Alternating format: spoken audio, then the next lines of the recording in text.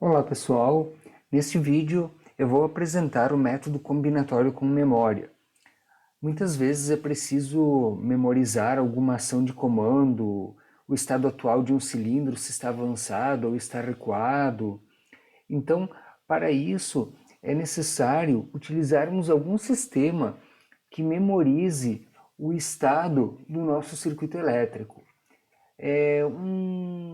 Uma forma bastante comum de fazer essa memorização é utilizando uma autorretenção, também conhecida como autossustentação ou contato de selo. Em geral, quem fará esse contato de selo é um relé auxiliar ou um contator auxiliar. Então, acompanhe o vídeo e vamos ver as diferenças entre o método binário combinatório já visto e este método com memória. Então, como exemplo, utilizaremos um cilindro de duplação acionado por uma válvula simples solenoide que deve avançar quando pressionado um botão de comando, chamado aqui de S1, e retornar quando pressionado o botão S2. Então, dessa forma, nós teremos dois botões de comando, sendo que o S1 ocasiona o avanço do nosso cilindro 1A e ele deve permanecer avançado até pressionar o botão S2. Então, aí nós temos a necessidade da memorização do comando que foi dado enquanto avanço para que ele permaneça até que seja dado um comando de recuo. Então, seguindo aqui os 6 passos para desenvolvimento desse projeto combinatório, nós temos primeiramente a tabela verdade, e o que aparece aqui na tabela verdade são as entradas S1 e S2, que são os nossos botões de comando, e a saída Y1. Além disso, aparece uma entrada aqui denominada Y1A. Essa entrada Y1A é o estado anterior do Y1, ou seja, como está a Y1, a saída Y1, no momento que o botão S1 ou o botão S2 são pressionados ou não estão pressionados. Então, este estado anterior, ele retorna para o nosso circuito como uma entrada por meio de um contato auxiliar e aparece aqui na tabela verdade complementando, né, as possibilidades existentes dos dois botões S1 e S2. Então, aqui como nós temos nesta situação 3 entradas, nós teremos 2 elevado na 3 linhas na nossa tabela. Então, 2 elevado a 3 é 8, temos aqui 8 combinações possíveis. Então, no caso do nosso exemplo, nós teremos aqui o avanço do cilindro A por meio da energização do solenoide Y1, basicamente em 3 situações. Quando o botão S1 não foi pressionado, mas o S2 foi pressionado, e o Y1 está desenergizado, esse é o estado anterior dele, ele está desenergizado antes de ser energizado. Uma outra possibilidade é quando nós não pressionamos nem o botão S1, nem o botão S2, mas o Y1 já está energizado, então ele permanece energizado.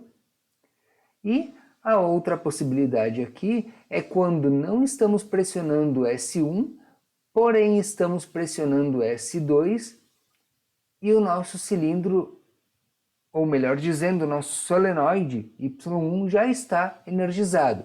Aí ele permanece. Então, aqui é como está um botão, como está outro botão e como está o Y1. E a saída é como ele passará a ficar. Então agora, tendo a tabela verdade, nós geramos os mintermos, considerando as linhas da tabela em que a saída se encontra em 1. Então temos aqui o Y1A barrado vezes o S2 vezes o S1 barrado. Lembrando que sempre que uma variável de entrada estiver em zero, ela precisa ser barrada, visto que é uma multiplicação e o resultado deve ser 1. Temos aqui a segunda linha da tabela, onde a saída está em nível lógico 1, onde teremos Y1A vezes S2 barrado vezes S1 barrado. E a terceira, onde temos Y1A vezes S2 vezes S1 barrado.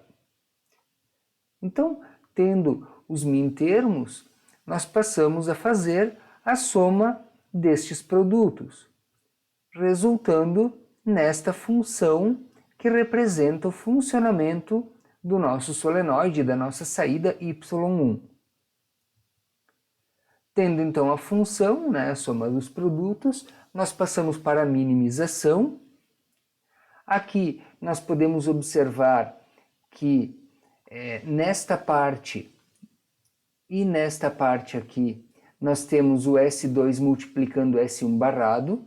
Então, como são iguais, nós colocamos em evidência, e esse S2 vezes S1 barrado irá multiplicar o Y1A mais o Y1A, sendo que o primeiro Y1A aqui, ok, ele é barrado. Então, acabamos tendo esta estrutura aqui na nossa função, mais este mintermo que não foi utilizado agora, ele foi só copiado novamente. Então aqui, considerando os teoremas da álgebra de Boole, nós temos uma variável barrada somada a ela mesma, que resulta em 1. Então 1 vezes S2 vezes S1 barrado resulta em S2 vezes S1 barrado, mais o mintermo que ainda está aqui no seu formato original.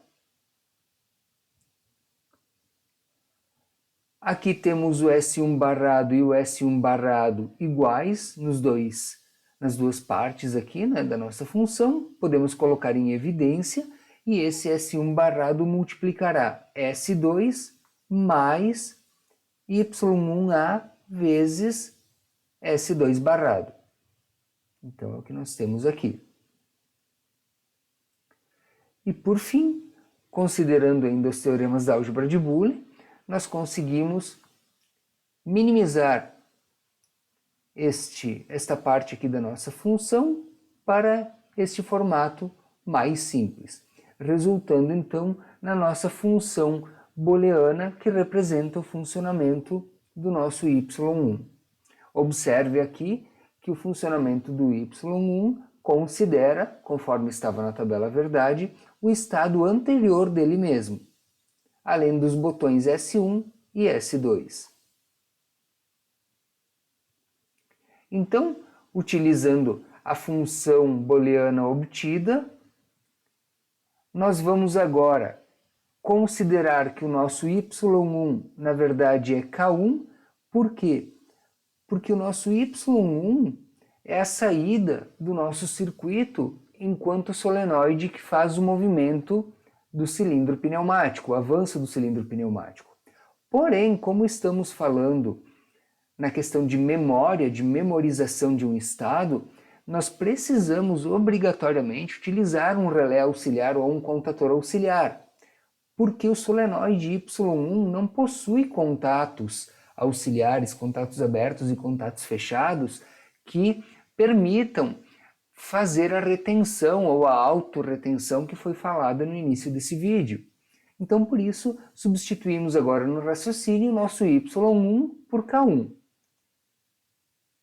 Então, nós temos aqui como circuito elétrico, com base nessa função e nesta substituição, o K1 no lugar do Y1 como resultado, então o K1 sendo dado por S1 barrado, que está aqui, o S1 é normalmente fechado por estar barrado, vezes esta soma, ou seja, em série com este paralelo.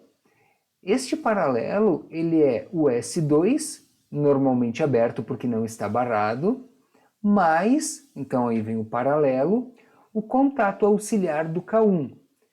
Como substituímos o Y1 pelo K1, substituímos o Y1 anterior pelo estado do relé K1 anterior.